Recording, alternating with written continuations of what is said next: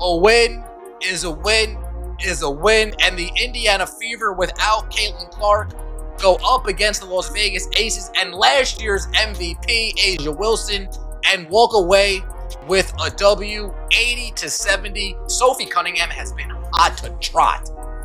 Sophie Cunningham has been on fire. What happens when the Indiana Fever lose their biggest star and still dominate the defending champs? Everything changes.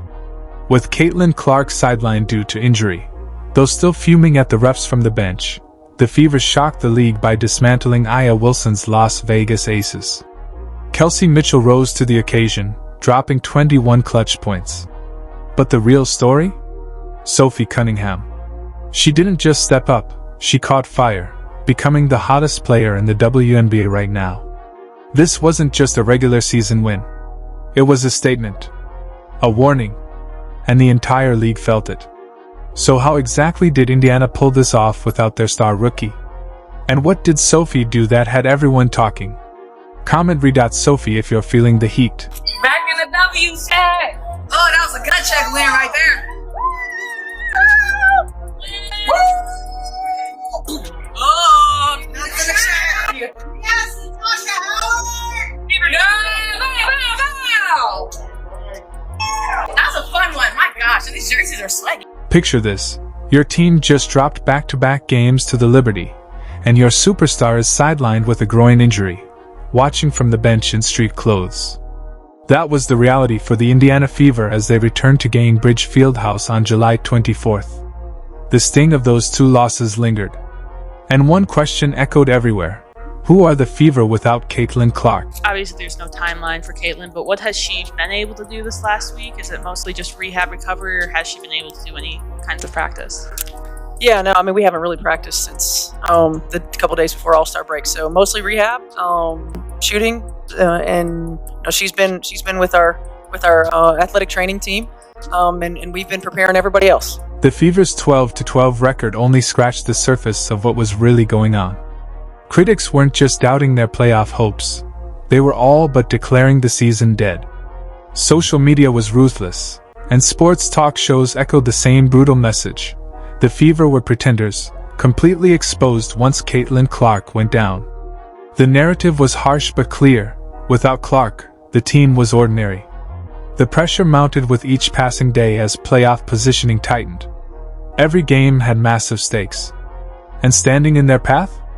A'ja Wilson and the Las Vegas Aces, back-to-back champions who know exactly how to pounce when a team's vulnerable.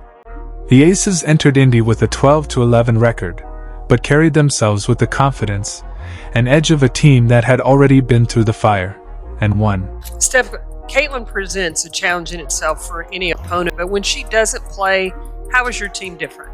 I think our ball moves differently. What we run is different. She has such gravity, and her ability, not just to be the top of the scouting report, but her ability to make everybody better with the ball in her hands.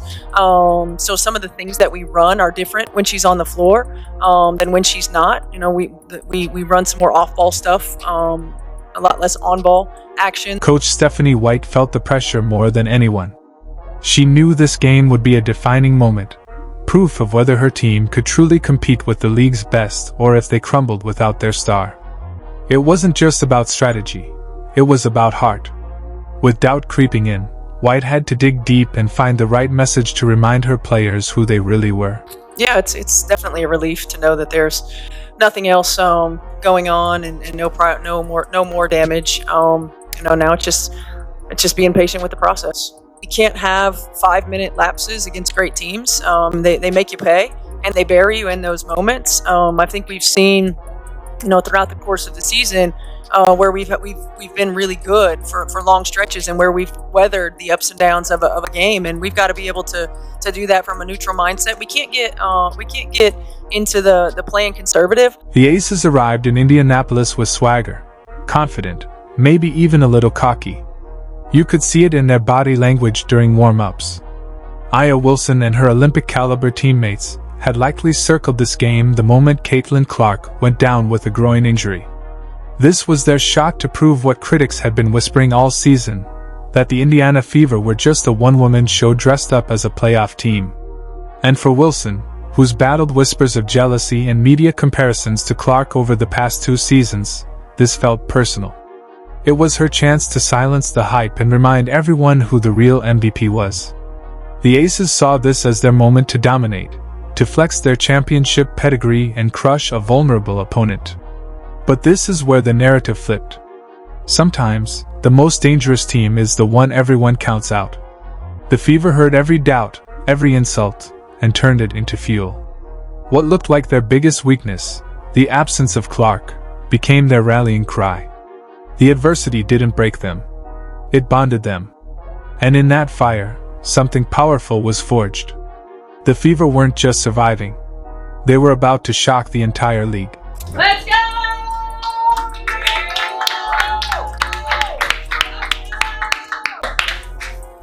Okay, we answered runs today, y'all. We had one another's back today, yo. In the moments where it seemed like they could have made a little bit of a comeback, we stopped that.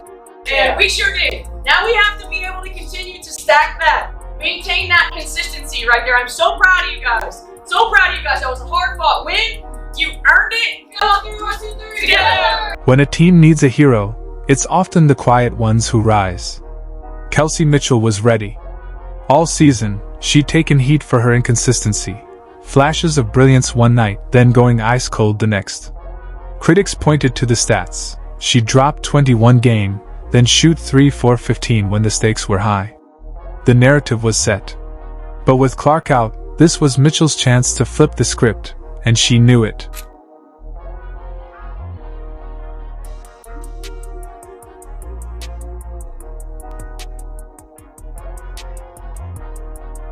Early in the game against the Aces, all the doubts surrounding Kelsey Mitchell seemed spot on. She missed her first few shots and looked completely out of sync. With every brick, frustration showed more clearly on her face. The Gainbridge Fieldhouse crowd started to stir, uneasy and nervous. Without Caitlin Clark's playmaking, the Fever offense looked shaky. Mitchell felt the weight of each miss, and the pressure only grew as the shots kept rimming out. By the end of the third quarter, she was just 4 for 19 from the field, the kind of stat line that usually gets a player benched in high-stakes games. But Coach Stephanie White had something else in mind. Austin handoff, Cunningham too strong. Mitchell able to save the day. And it's Mitchell going right to the rim. Beats the shot clock and lays it in. Mitchell to the rescue. Possessions very disruptive, causing all kinds of havoc, late shot clock situations. And then Kelsey Mitchell. During a timeout, Coach Stephanie White pulled Kelsey Mitchell aside and gave her the message that changed everything. Asterisk. Let it fly. It's going to go. Asterisk. Those simple, confident words landed exactly where Mitchell needed them. White also reminded her to stay balanced when driving to the rim, helping her make better reads and decisions. From that moment on, Mitchell's teammates stepped up around her, not with flashy plays, but with the little things. They fed her the ball in smarter spots. They set tougher screens. They created the space she needed to reset, refocus, and slowly rediscover the rhythm and confidence she had been searching for. Colson thought about the three. Cunningham feed inside. Austin spinning, turning, ducking, finding Mitchell. Post splashes home a three. Then everything changed in the second half. Kelsey Mitchell found her rhythm and started hitting shots from everywhere. Her speed overwhelmed the Aces' defense. She attacked the rim with confidence, finishing through contact, and nailed mid-range jumpers with ease. Suddenly, she looked unstoppable, and the momentum began to shift. Really fun. Couple of former teammates. Played 2 years together. Clear out. Take it. Mitchell sizing up Lloyd. She will launch it, barrier three. Get out of the way! Mitchell pulled a trigger from deep. Fever up 9. The fourth quarter turned into Kelsey Mitchell's personal showcase with the game on the line. She dropped 9 clutch points in the final 12 minutes, shooting an impressive 4 of 5 from the field. But she wasn't just scoring, she also dished out 4 assists, tying for the team high. Mitchell was in full control, balancing playmaking with a fearless scoring attack.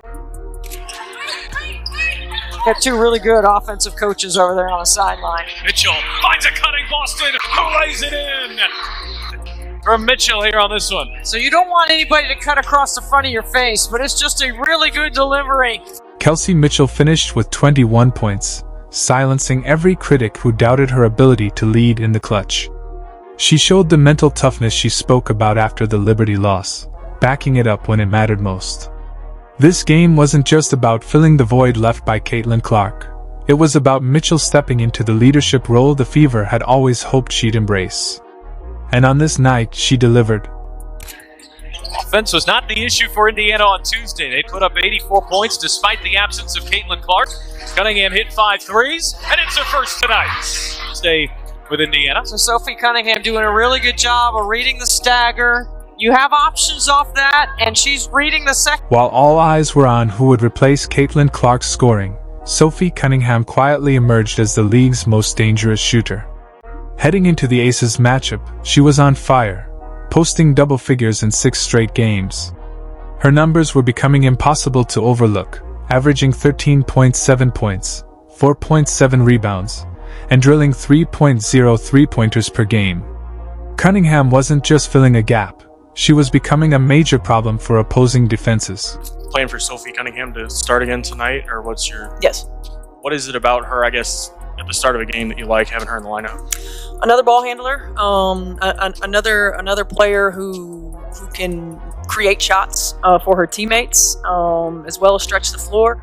A really good defensive rebounder as well. We had at times really struggled from a defensive rebounding standpoint, so like that as well. And her energy. The question wasn't whether Sophie Cunningham could shoot. Everyone knew she had range. The real test was whether she could sustain her red-hot pace against top-tier competition like Aya Wilson's championship-caliber Aces. The pressure had shifted. Teams were now building defensive game plans specifically to slow her down. But the numbers were staggering. Cunningham was shooting a blistering 58.1% from beyond the arc over her last 6 games, making her the hottest shooter in the WNBA throughout July. And these weren't meaningless buckets. She was hitting clutch, momentum-swinging shots when the Fever needed them most. Now, it was time to see if she could deliver under the brightest lights. This run continues, but Cunningham able to put an end to it. Against the Aces, Sophie Cunningham rose to the moment. She drilled 3 of her 4 shots from beyond the arc, finishing with 15 crucial points. But these weren't just stats. They were momentum killers. Every time Las Vegas threatened a run, Cunningham responded with a perfectly timed 3, shutting the door before it could open. Her shots weren't just big, they were backbreakers. So you had Melissa Smith on you. I would just clear it out if you're Mitchell. Just tell everybody to go to the other side of the floor. Cunningham straight away delivers with a 3. Or that. Well, first of all, I started off with our defense. Our defense get our offense going. And that's how we maintain games like that. We don't rely on our offense a lot. We rely on our defense to get our defense. When our defense is going, our offense is going. So we limited the Vegas to 1 shot, and that's how we got open shots for the shooters inside the paint and everything. Even from the bench, Caitlin Clark couldn't hide her passion. Rocking street clothes due to her groin injury, she was fully locked in, living every moment with her team. When Ari McDonald nailed that clutch 3, Clark exploded with energy, jumping up, cheering, and celebrating like she was right there on the court. That moment wasn't just about 1 shot. It secured more than a win. It locked up the season series tiebreaker against the defending champs, a crucial edge that could shape playoff seeding. The Fever now lead Las Vegas 2-1 in the season series, a massive advantage as the postseason picture tightens. This was no ordinary regular season victory. It was a bold statement about who the Indiana Fever really are. With a 13-12 record, they now sit 6th in the WNBA standings. But more importantly, they've proven they can win without their superstar. Kelsey Mitchell's leadership, Sophie Cunningham's red-hot shooting, and the team's relentless defensive identity have built a foundation far bigger than any one player. When Caitlin Clark returns, she'll rejoin a battle-tested squad that's proven it can beat anyone anywhere. The future is blazing bright in Indiana. Comment Red Hot Sophie if you're feeling the momentum. Don't forget to like, subscribe, and turn on notifications so you never miss a moment. Click the video on your screen, We'll see you in the next one.